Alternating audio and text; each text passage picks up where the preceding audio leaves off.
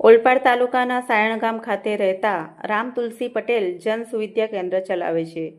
તેમને માહિતી મળી હતી કે વડોદરા તરફથી એક ટ્રકમાં ખીચોખીચ અને ક્રૂરતાપૂર્વક રીતે ભેંસો ભરી છે.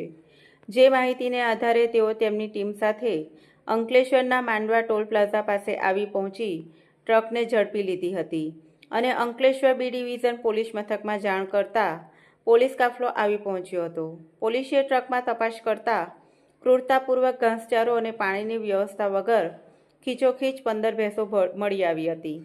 પોલીસે પાટણના સિદ્ધપુર તાલુકાના ટ્રક ચાલક આસિફ અબ્દુલ્લા રાજ મોહમ્મદ માકોણજીયાની અટકાયત કરી હતી.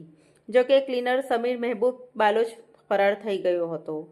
પોલીસે ટ્રક ચાલકની પૂછપરછ કરતા આણંદના સામરખા ગામના નબીભાઈ હાજીએ ભરી આપી ધુલિયા ખાતે મંડીમાં વેપાર માટે લઈ જવાની હોવાનું જણાવ્યું હતું.